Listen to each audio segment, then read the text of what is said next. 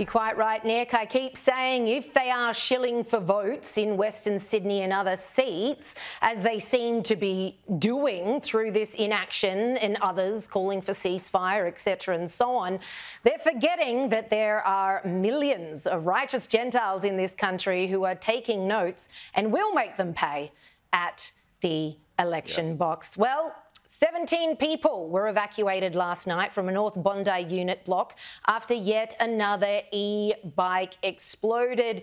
Nick, how many times do we have to see these lithium-ion batteries blow up in people's faces? It's incredibly unsafe. You can't put the fire out for days due to the nature of the battery. How much more needs to happen before our government takes any action? Unfortunately, there's this kind of ideological fixation on electric vehicles that'll be very hard to break. Having decided that these are the answer to all our climate problems, just to trade in our decent diesel or petrol vehicles for electric vehicles will solve everything, and the government putting incentives there to make it happen, other governments in other parts of the world mandating that you move to electric cars. They are very imperfect technology, and the internal combustion engine and the diesel engine have been more than 120 years in development to get to where we are now. A safe, very efficient way of propelling a vehicle along. Electric vehicles have just begun, and lithium-ion batteries, well, I've got a fridge in the back of my Hilux, and I had to put in a second battery for that. It's a lithium-ion battery, but I was not going to put it under the bonnet.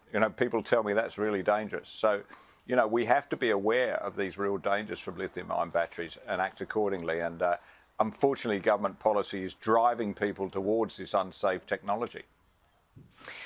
And meanwhile, the Albanese government is waging war on Aussies who enjoy a drink, Nick, raising the alcohol tax again next month to another blow to those struggling with the cost of living tax. Nick, it's a 2 to 3% rise, which is what's expected. It could mean a pint costs $15 and a negroni costs $24. So much for helping with the cost of living crisis, which this government keeps saying is their #1 priority. Here's a very, very easy and obvious way in which the Albanese government can help struggling Australians, and that is by freezing the excise tax. It used to be, Liz, and this would be well before your time, but every time there was a federal budget, the government would have to put the excise up physically and would bear the consequences for it. And the Telegraph and the other Mirror and the other tabloid papers would run headlines like "Beer Cigs Up," and the government would take the blame for that. Now it increases automatically twice a year. It's a cowardly way of raising revenue.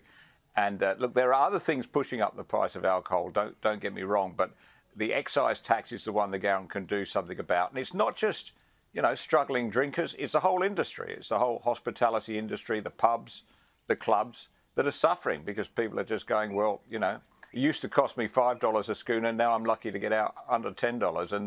And that is a real problem for ordinary working Australians who work hard and then just want a quiet drink at the end of the day with their mates.